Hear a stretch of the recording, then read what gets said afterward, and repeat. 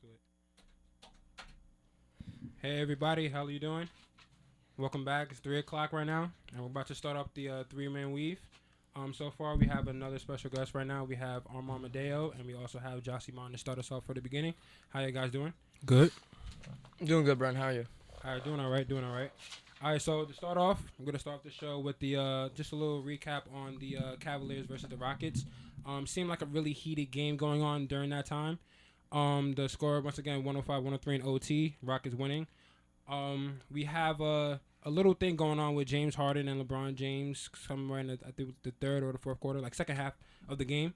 We have LeBron. It seemed like during the game, LeBron was really getting away with a lot of holds towards Harden and trying to play really tough defense because it seemed like a really intense game at the moment. And what happened was with LeBron and Harden, that got Harden, ejected for one game for his next game coming up. LeBron was somewhat grabbing Harden a little bit, and so it seemed like there's a lot of frustration and stuff going on beforehand because LeBron was getting also frustrated with Patrick Beverly. It just seemed like a really great game. Once you look at the highlights, you look at how LeBron was in charge and ready to go all the way since the first quarter. So I just like to say, what do you think about LeBron James and Harden seeing how good that game was? You probably guys didn't watch it, but it was a really intense game, and we have Harden actually kicking LeBron, in his private area and it seemed really like a frustrating time. So what do you think? Do you think that with a move like this, do you think it's going to start like a rivalry between the Rockets and Cavaliers sometime down the road? Well, I don't know if I'll call it a rivalry, but it definitely set up a good heating rivalry for the recently. The fact that now the Rockets they have bad blood against the Cavs, and now the Cavs have bad blood against the Rockets. So if they were to meet in the finals, it would make it even more interesting now. Now to go to the point about the whole kicking of the groin with LeBron James, I think the league little escalated that a little bit too much. I saw the footage and I didn't think it was intentional whatsoever. He fell, and naturally when you fell, when you fall, your feet go up in the air. And LeBron, as much as I love LeBron, he was a little bit of an actor there, over exaggerating as if he got kicked in the jewels on purpose with a steel toe boot. And the league, obviously, because he's LeBron James, is going to suspend any player for that. But honestly, I don't think it'll be a rivalry, only because it has to be something where the fans don't like each other, the players don't like each other, and I think really it was more like, okay, it's like LeBron James saying, well, I'm still the alpha dog, and it seemed like this year a lot of people writing him off as being the MVP. In previous years he was seemed to be the number one MVP, and everybody else is chasing him. Now this year it's like all these young guys such as James Harden is coming up saying, no, we're hungry now and we want to establish ourselves. So that seemed like more of a game where the alpha dog, the present alpha dog, is being challenged by the younger alpha dog to show who's dominant. And that's what I thought about it. Yeah, I see it as a rivalry between not the Cavs and the Rockets, but LeBron James and James Harden. Because James Harden, is the MVP runner-up along with LeBron right now. They're both right there. So, this is going to be a heated rivalry for the remaining years coming. Do you think that for the NBA it's healthy to have two great all-stars really going at it? Yeah. Yeah. It shows competitions to show all the superstars are like aligned and they're all like really kind and like they're like really personal with the other guy, like they're showing them respect. Not necessarily they're all going at each other like trying to show who's better instead of coming to a mutual kindness to each other. So kind of like a reference like Kendrick Lamar on the court. Kind of like that. Like, Yeah. I'm really gonna be at you. I respect you, but I'm trying to be the best. Yeah, it's like the old school basketball. Right, it's like right, with Kobe and LeBron. I'm sure they have like respect for one another, but when they're playing each other, they're trying to like show each other up. Yeah. Do you think it's possible to be on the same team and try to show up one another? The only team that I can really think about is Kevin Durant and Russell Westbrook. Yeah, it's probably That's the only team that I really think that I'm trying to outdo you, trying to outdo me. But it looks friendly in the court. But in my mind, I think the only one that has a hidden agenda is Russell Westbrook.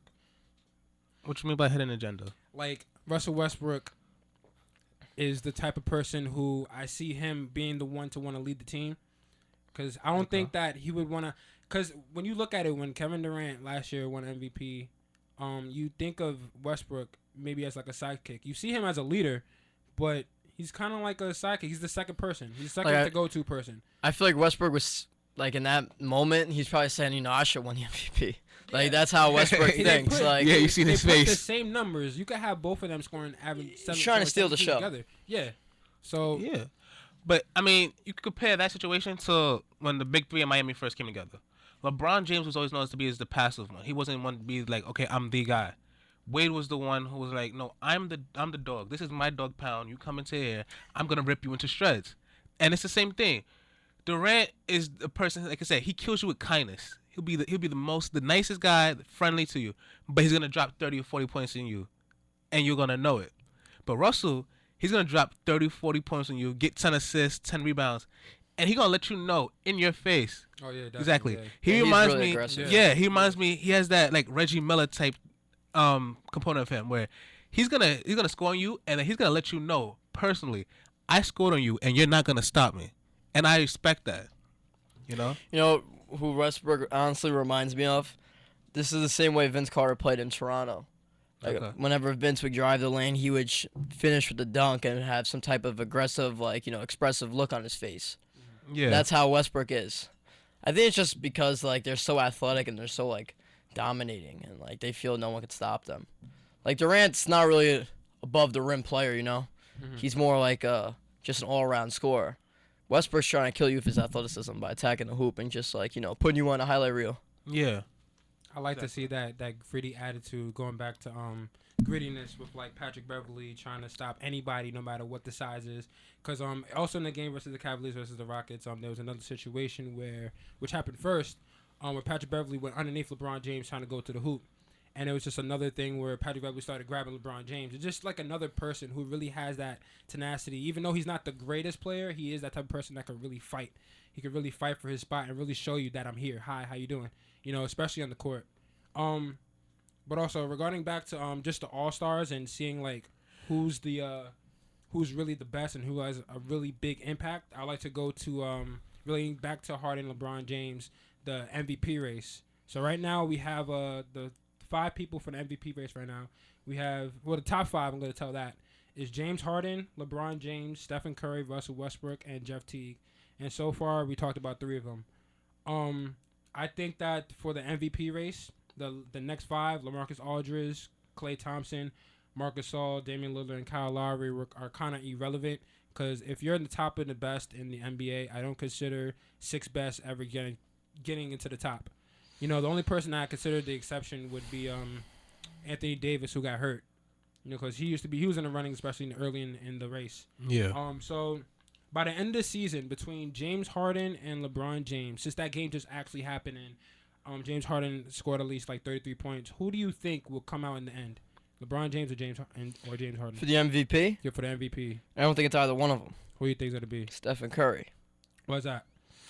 Because what Stephen Curry and the Warriors have done, even going back from last year, when Mark Jackson put this team on the map, and now they have relevancy. They're one of the best teams in the NBA, and they have one of the best records to prove it. And Stephen Curry is the reason for that. Klay Thompson, since the All-Star break, is starting to decline. Like, his numbers are going down. I don't know what's happening to him. But Stephen Curry, he has the reputation. He has the fan base. The league loves Stephen Curry. I think Stephen Curry is well deserved for this MVP. I don't think LeBron deserves it only because Cleveland itself. When you're the MVP, you have to be consistently good from the beginning to the end, from November to April. And LeBron James and the Cavaliers have only been good since the beginning of January. So with that being said, they've won the last 20 of 22 games or whatever it is, some type of streak like that. Yeah. And I think James Harden's more worthy than LeBron only because, the loss of Dwight Howard, a fallen superstar, and now it's just one superstar alone with a bunch of, average players around him. So while LeBron's got Kyrie Irving and, Kevin Love's not the same Kevin Love, but you still got Kevin Love. You got some guys there. Yeah. Wow. Curry and James Harden, I feel, have to put more of the load on their back. Exactly. I can't see LeBron winning an MVP. If he was the MVP this year, the league handed that to him. It's rigged. He does not deserve it. Let's be honest. He does not deserve it. It's between James Harden and Stephen Curry. And both of them have their own claims. For James Harden, Dwight Howard went down. You took a team and put it on your back and kept them as a top 3 seeded team in the Western Conference. That's not easy. You put LeBron James on the Houston Rockets, and as much as I love LeBron, which I do, he's not doing that in the Western Conference. His team is dropping. James Harden put that team on his back and kept them as a top tier team in the West, which is not something easy to do. Now for Stephen Curry, he has an explosive year. His numbers are going up. He's on fire. Everybody's seeing that now. Okay, Stephen Curry going from being a starter to being a star in this league, and he is deserving of an All-Star. And the only person he should be able to lose it to is James Harden. If he loses it to anybody else, they cheated him, because here are 2 young guys who are showing that you can't keep giving this to LeBron James. LeBron James doesn't deserve MVP every single year. You know, with Durant taking it last year, it showed that LeBron does not get everything. And LeBron was like, "Oh, I get like almost like saying that like I gave it to him out of pity because he's won the last 3 years before that." Yeah. You ever seen that? He's like, You can't give out pity. That's not true because. Oh, go ahead.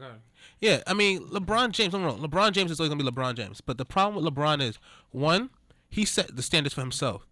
If he does not meet his standards, as everybody else expects him to, he does not have an MVP year. 1, 2. You can't keep giving the same person MVP because his team is not always the best in the league. And when you see, I mean, I would say Russell deserves MVP over LeBron James this year. I was gonna say that too. I didn't want to interrupt you, but Yeah, I think if Westbrook had more games under his belt this year, but what he's done in the games he's played have spoken loudly because he put this team back into a playoff position when they were like 8 games under 500 at one point. Exactly. And now they're like 6 games over 500. So the only way they can go is up. I mean, they could go down, but they're playing really good right now, so I don't think they will. So I mean, if he can maybe bump them up to like a 7th or 6th seed somehow, I mean, there's a long way to go. They're 5 games back of like the upper teams. Yeah. I think they're like 4 or 5 behind San Antonio for the 7th. So they got a long way to go. Here, check that out real quick. But they got a long way to go, and they're running out of time. There's like 20 games left. So, but right now they're in sole possession of the 8th seed. Yeah. With it, they're how many games over Phoenix and New Orleans? Over Phoenix, New Orleans. That's actually a pretty close race. New Orleans is the thing. Only half Phoenix a is game. gonna drop off. The only thing they gotta worry about is New Orleans. Yeah, Phoenix New Orleans is played about horrible. a half a game out of the AFC. I would just think that when you think of MVP, first I would like to say I remember you was talking about, you said earlier about how when you look at the MVP, you look at how they start and end the season. Mm-hmm. I would have to disagree on that. I would just think that I know in the beginning, what you have to remember, especially when you go to somebody, when you go to a team, and especially he's new, because LeBron James, when he came to the Cavaliers, just say, I'm not saying he's going to be the MVP. I don't think so either, but I'm just saying that when he first got there, the only person he had was Verjao since he left back 4 or 5 years ago. Yeah. You know, so once he's coming back and he's really elevating the team, it just shows a lot about him and his character and him trying to get everybody as one, you know, especially with the trades. You're getting a lot of named people and you have to bring them together. I think it's the one thing as an NBA player that he can do, which makes him like an MVP thought. I understand that he won like the last couple years all the time, but when you look at a person who has a really strong value for the team, I think that's the guy. That's the benchmark the person who you look to. When I look at James Harden, Stephen Curry, and Russell Westbrook, the first thing I think about is offense. When I think of LeBron James has declined in defense, but he is the only other person. Curry plays good defense. It's okay. It's not. Curry's not talking, but Curry's a really good rebounder for a point guard. He plays very good defense. But do you think Plays passing lanes. But when you think of like LeBron James when he was the MVP, undoubtedly, you looked at how he was able to do everything, all scopes. Defense, offense, you know, rebounds, block shots, get triple doubles and things of that nature. Yeah, he was a general. You know, yeah. So when you see that you have 3 other people for the which you have, like you said, Russell Westbrook, Stephen Curry, and James Harden. For me, I would also think Stephen Curry. I know that he's doing a lot of great assists. That's something that I really didn't think about for him, because when I think of Stephen Curry, I just think about a 3-ball shot. But I think that he really has grew with this team. You know, even though they were with Mark Jackson earlier for the first 4 years, I think that Mark Jackson first shouldn't have been fired. Yeah. It didn't make any sense. I think they were also increasing every year, just like the OKC, where every year they got better to get into the playoffs. Like, you have to work, but everyone's instant. And I think that when you think of LeBron and how LeBron got MVP, that instant quality is only in him. Nobody else can do that in the NBA, where you could go somewhere else and then just get a great efficiency in a team. Just like that. He's a rare breed. Yeah. So what do you guys think about Jeff Teague being number 5? What are your thoughts on that? I think that was a shocker to me. I really wasn't thinking of him at all. But I know that his team's doing well. But do you think that he should be at least number 5, even though he's not gonna win it all the way? No. I don't think so. Nah. The reason why they give him MVP even consideration is because the Hawks is a surprise team of the NBA. They're the number 1 seed in the East, and no one expected that to happen. You know, so they doing like, okay, well, you know what? You're one of the best teams in the league, so we'll give you an MVP candidate. But honestly, he does not deserve it. If anybody deserves to be top 5, it should be Marc Gasol.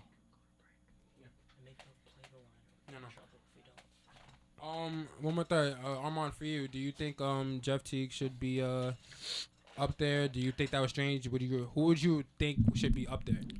I think he should be up there. I don't think he should be number 5. I mean, I would say he's top 10 for the voting.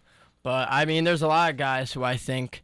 I mean, LaMarcus Aldridge just played great this year. I mean, he's been injured a lot. I know he was in the top 10.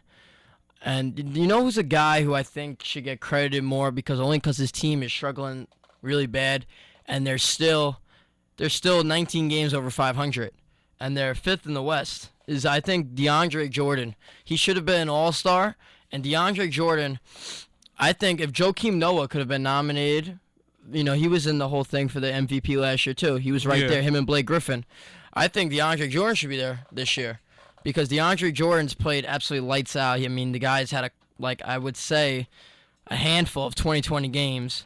It's come second nature to him right now. You know, it's like scary. a first instinct. I mean, when I look at DeAndre Jordan, I envision Dwight Howard, but better, stronger, and faster. Because Dwight Howard does not have a post game either. Him and DeAndre play the same exact way, except DeAndre's more aggressive, and he's a better finisher. So I think DeAndre Jordan should actually be on that list because the Clippers, someone has to be stepping up because Blake Griffin's been down. Their bench is horrible besides Jamal Crawford. They have no production anywhere else. Chris Paul's been playing good of late, but this record, they've been working hard for that record. And I think DeAndre Jordan should be there, yeah. Because they've been struggling, too. That does make a lot of sense. They're pulling out some crazy games. Yeah. Being number 5 right now, and they are doing really good. DeAndre Jordan is holding his weight with Blake Griffin not there. You know, he's really has showed himself as a player. And, you know, having the highest field goal percentage in the NBA right now. Yeah. You know, almost a record. Because I think it was Bill Russell, I believe. I'm not entirely sure. The highest record for the for field goal percentage in a season was about 72. I just looked at that recently. So he's 71 right now. Yeah, I think DeAndre Jordan's the biggest snub when it came to the All-Star game this year. It reminded me of the same situation with Dragic last year when Dragic was averaging 21 and 8, and he didn't make the All-Star team. When he made the Suns, you know what I'm talking about? Yeah. Like Dragic was a big snub last year, and our snub this year is DeAndre Jordan, without a doubt. Yeah, I have to agree with that. Okay. All right, when we come back, I want to talk to you guys about the fan standpoint. That's something that is really not have been talked about, and that's what we're going to get to when we come back on the 3-Man Weave.